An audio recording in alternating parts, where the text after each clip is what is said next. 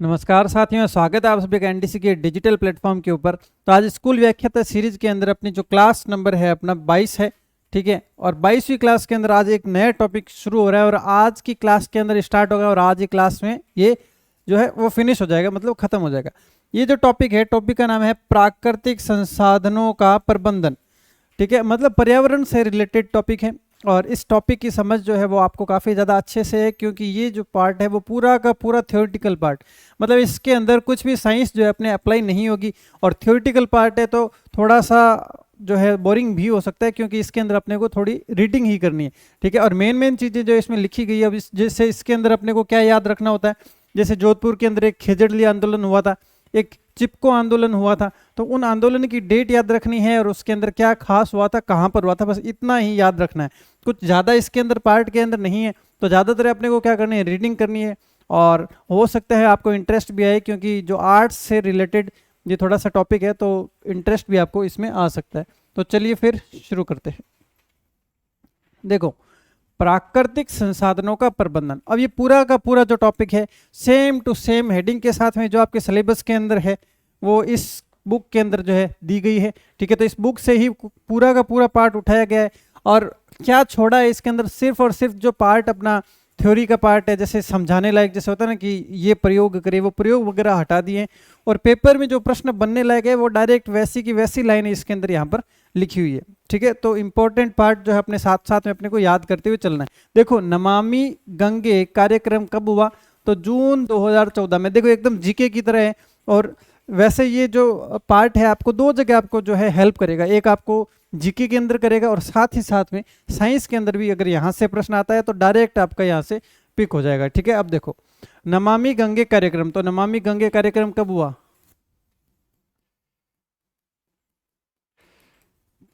कार्यक्रम देखो ये कब हुआ, ये हुआ जून 2014 के अंदर हुआ। कब हुआ, तो जून 2014 के अंदर हुआ। अब देखो याद करना है तो थोड़ा सा हिंट दे देता हूं, अगर आपको अच्छी लगे तो आप उसको याद कर सकते हो।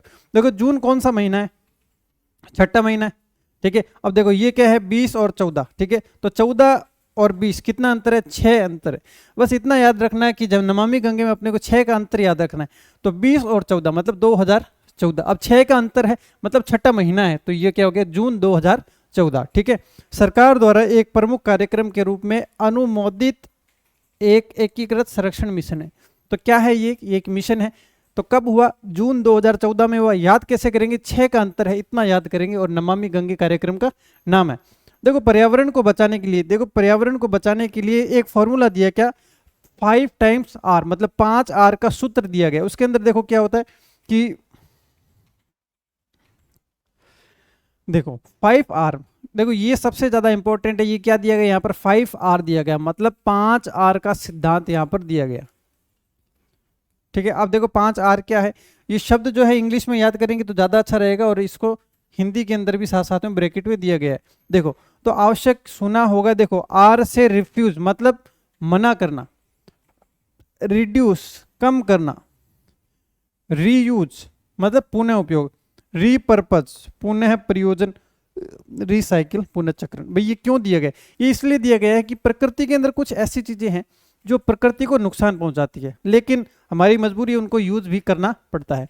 तो उसको ज्यादा से ज्यादा यूज करने की जगह हम उसका यूज जो है वो कम कर दो, उसका उत्पादन कम कर दो, उसको यूज जो है उस तरीके से करो कि जो प्रकृति को नुकसान कम हो। जैसे प्रकृति को नुकसान कम कैसे हो सकता है, जैसे मान लो एक ही रास्ते के ऊपर 4 जने जो है अलग अलग बाइक लेकर जो है ऑफिस जाते हैं और एक इंसान है वो कार लेकर जाता है। तो अब अपने को क्या करना है, जैसे वाहन होते हैं तो वो क्या करते हैं, वो पोल्यूशन करते हैं। तो पोल्यूशन को बचाने के लिए क्या करें कि पांचों के पांचों आदमी एक ही जगह एक ही साथ में चले जाए, तो उससे क्या हो जाएगा, वो जो है उसका यूज क्या हो जाएगा, रिड्यूस हो जाएगा, ठीक है। उसका यूज जो है वो कम हो जाएगा। अब देखो थोड़ा सा और अच्छा एग्जाम्पल लेते हैं जिससे ये 5 के 5 आर जो है यहाँ पर अपने को समझ में आ जाए। जैसे प्लास्टिक की थैली होती है, ठीक है, उसको क्या करना चाहिए, प्लास्टिक की थैली बहुत ज़्यादा जो है नुकसानदायक है, लेकिन उसको फिर भी प्रकृति के अंदर यूज करने का क्या तरीका हो सकता है कि वो जो है वो नुकसान न दे, ठीक है। देखो रिफ्यूज, सबसे पहली बात तो जब कोई भी दुकानदार जहाँ पर प्लास्टिक की थैली देता है तो अपने को वहाँ पर प्लास्टिक प्रेफर ना करके दूसरी चीज जो कागज की चीजें हैं वो प्रीफर करनी चाहिए अगर पॉसिबल हो तो। वो क्या हो गया, रिफ्यूज, उनको मना कर दो, मना कर दो कि ये चीज हम नहीं लेंगे। फिर भी जरूरत पड़े तो रिड्यूस कर दो, मतलब कम से कम उस प्लास्टिक की चीजों का यूज करो, कम से कम रिड्यूस कर दो। और रीयूज, रीयूज मतलब जैसे प्लास्टिक की थैली इजी टू प्रोवाइड होती है, मतलब आराम से कहीं पर भी मिल जाती, तो अपने क्या करते हैं, एक है फिर उसको कचरे में फेंक दिया, फिर दूसरे नई यूज लेते, नहीं ऐसा नहीं करना। करना क्या है, एक प्लास्टिक की थैली अपने पास में उसको संभाल के रखो, नेक्स्ट टाइम जब आता है तो नई चीज यूज लेने की जगह उसी को मल्टीपल टाइम यूज करो। उससे क्या हो जाएगा, वो रीयूज जो है वो पर्पज अपना यहाँ पर हो जाएगा, जिससे क्या होगा कि फैक्ट्रियों के अंदर जो है वो उत्पादन क्षमता वहां की कम होगी और प्लास्टिक प्रकृति में कम होगा तो कम नुकसान देगा। रीपर्पज और रिसाइकिल, रिसाइकिल का मतलब क्या होता है भाई, प्लास्टिक की थैली जैसे है वो एक यूज के बाद में अपने क्या करते हैं, उसको फेंक देते हैं, ठीक है। उसको फेंकने की जगह क्या करना चाहिए, जैसे फेंक दिया तो वो क्या होगी, वो किसी नदी नाले के अंदर जाएगी, कोई जानवर उसको खाएगा, फिर उनके पेट में जो फंस जाएगी, और अगर वो अर्थ के अंदर मतलब धरती के अंदर उसको दबा भी दिया जाता है तो भी वो मृदा को जो है नुकसान पहुंचाती है। उसकी जगह अपने को क्या करना है, फेंकने की जगह ऐसी फैक्ट्रियों के अंदर उनको जाना चाहिए कि वो रिसाइकिल हो सके, मतलब उसी प्लास्टिक को पिघला कर कुछ और चीज बनाई जा सके, तो मतलब रिसाइकिल मतलब पुनः चक्रण इसका करना चाहिए।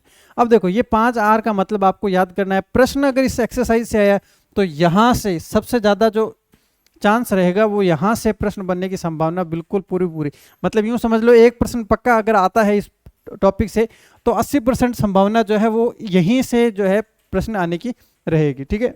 अब चलते हैं नेक्स्ट। अब इसको क्या करना पड़ेगा, इसका थोड़ा सा अपने ट्रिक के हिसाब से इसको सेट करके वो अपने को क्या करना है, याद करना है, ठीक है। अब चलो आगे, ठीक है। अब देखो वन एवं वन्य जीवन। अब देखो वन एवं वन्य जीवन का मतलब क्या होता है भाई, वन जहां पर होंगे जीव वहीं पर रहेंगे, जहां पर जीव रहेंगे वहां पर अनेक प्रकार के जीव रहेंगे, और अनेक प्रकार के जीव रहेंगे तो वहां पर क्या हो जाएगी, जैव विविधता अपनी वहां पर हो जाएगी। देखो जैव विविधता, विविधता का मतलब बहुत सारी स्पीसीज वहां पर है, बहुत सारे प्रकार के जीव वहां पर हैं, ठीक है, तो वो क्या हो जाएगी, जैव विविधता। अब जैसे उद्यान क्यों बनाए जाते हैं, उद्यान इसलिए बनाए जाते हैं कि कोई नुकसान उनको ना पहुंचाए, नुकसान नहीं पहुंचाएंगे तो अलग अलग स्पीसीज, अलग अलग जीव वहां पर उत्पन्न होंगे, मतलब जैव विविधता हो जाएगी, अनेक प्रकार के जीव वहां पर होंगे तो वहां पर विविधता आ जाएगी। क्या आ जाएगी, उसके अंदर विविधता आ जाएगी, ठीक है। अब जनरली आपने देखा होगा कि हॉट स्पॉट नाम सुना होगा, तो वो क्या होते हैं, वो जीवों के हॉट स्पॉट होते हैं, मतलब बहुत सारी विविधता वहां पर पाई जाती है। जहां पर जैव विविधता अधिक होती है वहां पर क्या होते हैं, वहां पर हॉट स्पॉट बनाए जाते हैं, हॉट स्पॉट स्थल बनाए जाते हैं।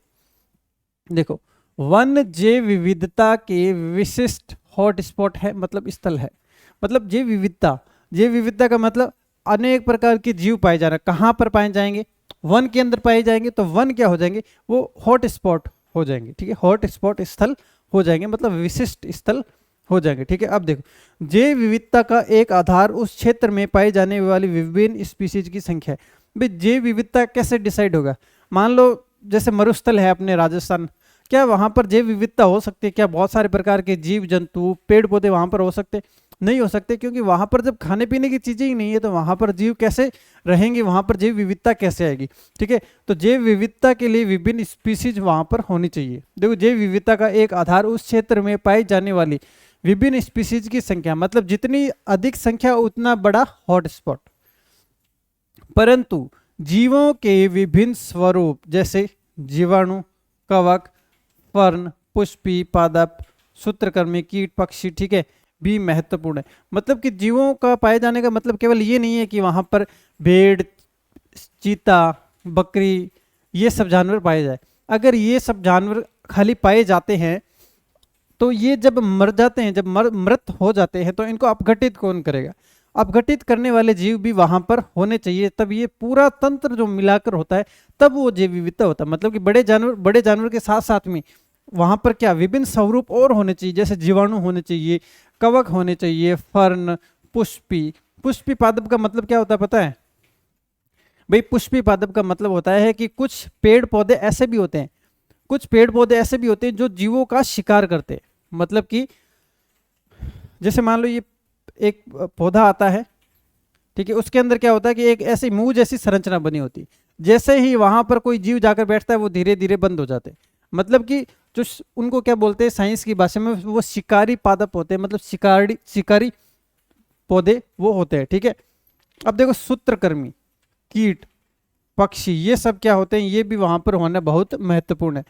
वंशागत जैव विविधता को संरक्षित करने का प्रयास प्राकृतिक संरक्षण के मुख्य उद्देश्य से, मतलब वंशागत जैव विविधता मतलब कि पहले से जैव विविधता जहां पर पाई जाती, जैसे एक अपना ब्राजील के साइड में एक जंगल है, ठीक है, वो क्या है, वंशानुगत जैव विविधता, मतलब वहां पर ऐसी स्थिति है कि वहां पर बहुत ज्यादा जीव जंतु पाए जाते हैं, और ऐसा बोला जाता है कि पूरी धरती का जो 50% या फिर 20% का वायुमंडल की जो भी ऑक्सीजन है वो अपने को वहीं से मिलती है। वहां पर क्या है, प्राकृतिक या फिर वंशानुगत जैव विविधता है, ठीक है। अब क्या करेंगे, उसको बचाने का प्रयास करेंगे, क्योंकि जहां पर हमारी पहुंच हो जाती है उनका तो अपने क्या कर देते हैं, वहां की जैव विविधता तो इंसान खत्म कर देता है, तो उनको वहां से बचाने का प्रयास किया जा रहा है। जैसे उद्यान होते हैं वो क्यों बनाए जाते हैं, जैव विविधता को बचाए रखने के लिए वो बनाए जाते हैं, ठीक है।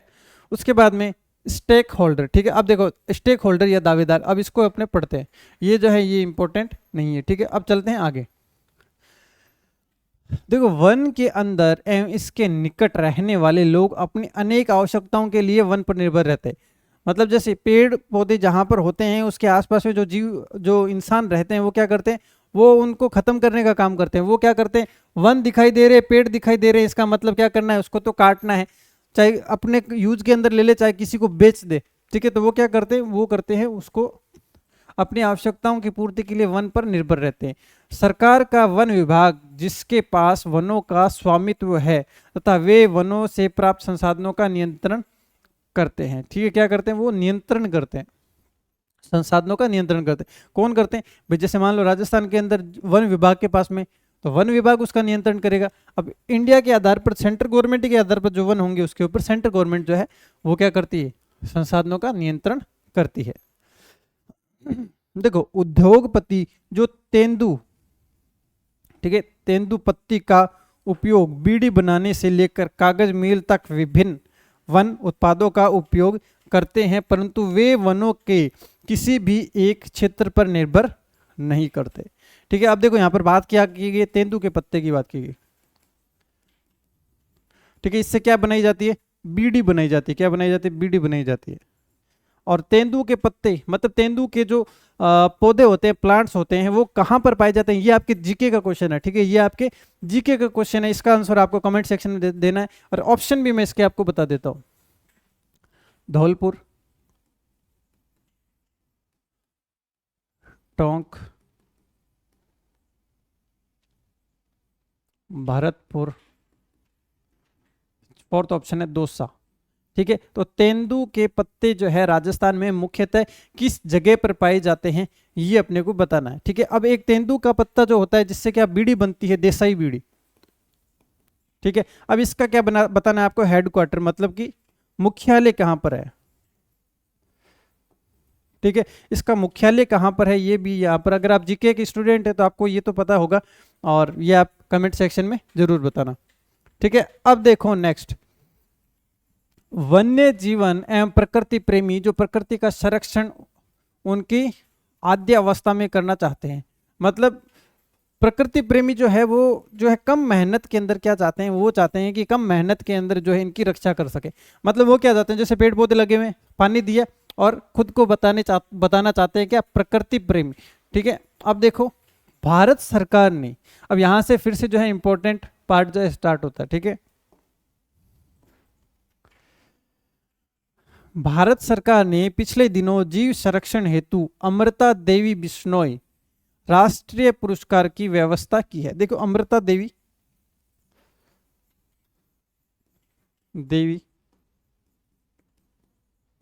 बिश्नोई कहां से संबंधित है, यह है खेजड़ली से संबंधित है, ठीक है। खेजड़ली कहां पर है, तो ये है जोधपुर में, ठीक है। तो ये क्या हुआ था कि पेड़ पौधों के लिए क्या हो गया था, एक आंदोलन हो गया, मतलब पेड़ पौधे काटने के लिए आए थे, तो अमृता देवी और उसके परिवार वाले मतलब उसके पति जिनका नाम है रामू जी और उनकी दो बेटियां तो वो क्या हो गई, पेड़ पौधे से लिपट गई, उनको पेड़ पौधों के साथ में उनको भी काट दिया गया। ठीक है, तो उनकी याद के अंदर एक अमृता देवी विश्नोई राष्ट्रीय पुरस्कार की व्यवस्था की गई। अब देखो खेजड़ली आंदोलन हुआ कब था, तो 1731 के अंदर हुआ था। ठीक है, अब ये काम करवाया किसने था, जोधपुर के अंदर खेजड़ली के अंदर पेड़ काटने कौन से राजा ने भेजा था, तो ये भेजा था अभय सिंह ने। अभय सिंह है, ये आपके जीके का पार्ट है, जीके की हिस्ट्री के अंदर जो है ये चीज आती है। ठीक है, अब देखो एक चीज आपको बतानी है कि खेजड़ली मेला कब आयोजित होता है। ठीक है, खेजड़ली मेला, ठीक है, खेजड़ली मेला, ठीक है, ये कब आयोजित होता है। ठीक है, अब देखो यह पुरस्कार अमृता देवी विश्नोई की स्मृति में दिया जाता है, जिन्होंने 1731 में राजस्थान की जोधपुर के पास में खेजड़ली गांव में खेजड़ी के वृक्षों को काटने के कारण, ठीक है, खेजड़ी के वृक्षों को काटने के कारण कितने लोगों की जान गई, 363 लोगों के साथ अपने आप को बलिदान कर दिया। कितने लोग, 363 लोगों ने बलिदान दिया। कब हुआ, 1731 में हुआ। कहां पर हुआ, तो जोधपुर में हुआ। किसने, कौन से राजा ने करवाया, तो अभय सिंह ने करवाया। ठीक है, ठीक है, अब देखो नेक्स्ट, विशाल हिमालय राष्ट्रीय उद्यान के सुरक्षित क्षेत्र में एल्पाइन के वन है। ठीक है, अब देखो इंडिया जी की जब आप पढ़ते होंगे तो वहां पर आपने पढ़ा होगा कि हिमालय को 3 भागों के अंदर बांटा गया है। ठीक है, हिमालय की जो चोटियां हैं उसको 3 भागों के अंदर बांटा गया है। ठीक है, एक है मुख्य हिमालय, एक है मध्य हिमालय या फिर लघु हिमालय, एक है शिवालिक। ठीक है, इन 3 भागों के अंदर इसको बांटा गया है। ठीक है, तो विशाल हिमालय राष्ट्रीय उद्यान, अब वहां पर जो राष्ट्रीय उद्यान है के सुरक्षित क्षेत्र में, जहां पर उसका सुरक्षित क्षेत्र कौन से वन लगाए गए, वहां पर इन्होंने सोचा कि ये इंसानों से सुरक्षित है तो यहाँ पर एल्पाइन के वृक्ष लगा देते। तो कौन से वृक्ष लगाए गए, तो एल्पाइन के वृक्ष जो है यहाँ पर लगाए गए। अब देखो जो भेड़ों के क्या थे, चरा गए, मतलब भेड़ वहां पर चरती थी, चरने जाती थी, किसको चरती थी, एल्पाइन के वृक्षों को वहां पर चरने का कार्य करते थे। अब देखो घुमंतु चरवाहे प्रत्येक वर्ष ग्रीष्म काल में अपनी भेड़ें घाटी से इस क्षेत्र में चराने के लिए ले जाते थे, परंतु इस राष्ट्रीय उद्यान की स्थापना के बाद में ये चीज रोक दी गई। देखो एक अगर आप इंडिया जो भूगोल पढ़ते हैं भारत का, जो मतलब कि जो भूगोल मतलब ज्योग्राफी जो आप पढ़ते हैं, तो उसमें आपने देखा होगा कि जो कश्मीर की साइड या हिमालय की साइड में कुछ ऐसी प्रजातियां होती है जो क्या करती है, वो सीजन के हिसाब से अपना निवास डिसाइड करती है। ठीक है, जब ज़्यादा गर्मी हो जाती है तो वो क्या चले जाते हैं, अपने जो जानवर होते हैं उनको लेकर वो हिमालय के ऊपर चले जाते हैं। अब जो जनजातियां होती है, ठीक है, वो अपने साथ में क्या रखते हैं, भेड़ बकरी रखते हैं। ठीक है, अब जो निवास स्थल बदलने वाली जनजातियां होती है वो अपनी भेड़ बकरियों को लेकर हिमालय की चोटियों पर चले जाते हैं। अब हिमालय की चोटियों पर वो क्या करते हैं, वो इन भेड़ बकरियों को चराने के लिए जो है अलग अलग प्लांट्स को खाने के लिए वो जो है भेज देते हैं। अब देखो अब वहां पर क्या बना दिया, राष्ट्रीय उद्यान बना दिए।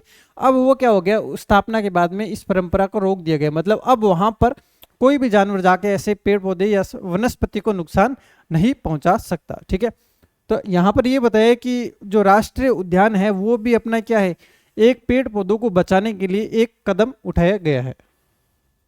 उसके बाद में देखो स्वपोषित प्रबंधन, उद्योगों को वन संपदा अधिकतर बाजार के मूल्य से बहुत कम मूल्य पर उपलब्ध कराई जाती है। ठीक है, उद्योगों को मतलब जो इंडस्ट्रीज होती है उनको वन संपदा बाजार से बहुत कम मूल्य पर उपलब्ध कराई जाती है। जैसे मान लीजिए कोई कच्चा माल होता है, ठीक है, जो वो क्या है कि उद्योगों को बहुत कम रेट के ऊपर प्रोवाइड होता है, जबकि स्थानीय निवासियों को उससे वंचित रखा जाता है। ठीक है, जैसे चिपको आंदोलन स्थानीय निवासियों को वनों से अलग करने की नीति का ही परिणाम है। ठीक है, देखो अब प्रश्न जो है यहाँ पर क्या बनेगा कि चिपको आंदोलन स्थानीय निवासियों को किस नीति के आधार पर, ठीक है, चिपको आंदोलन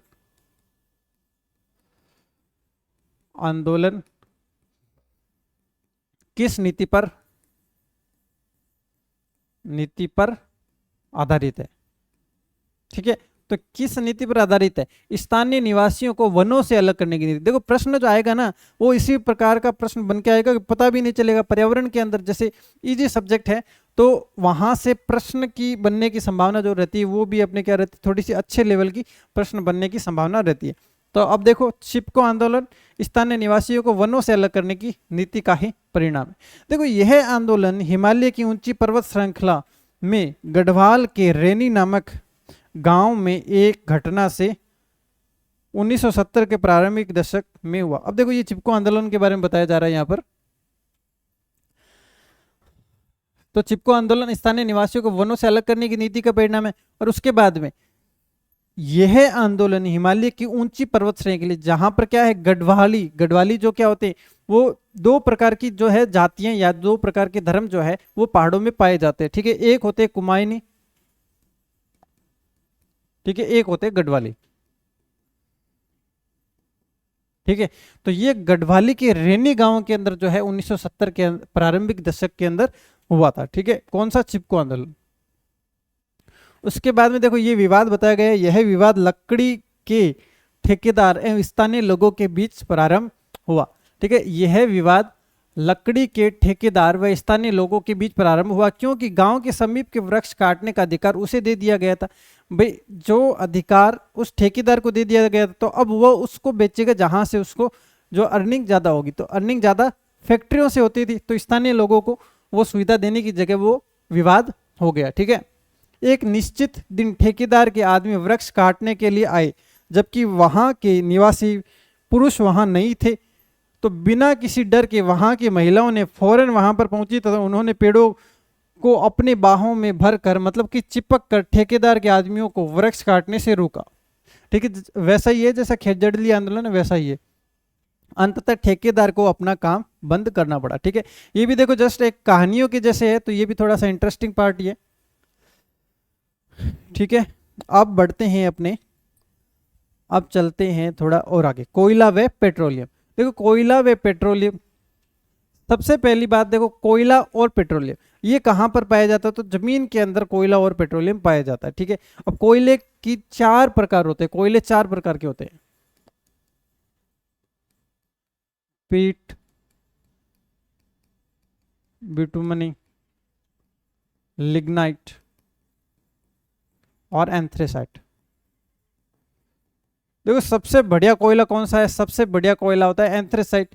कितने परसेंट, तो 98% तक कार्बन होता है। भाई, कार्बन होने का मतलब ये कि जब ये जलेगा तो इसके अंदर कोई भी धुआं नहीं होगा। सबसे बेकार क्वालिटी का है ये पीट।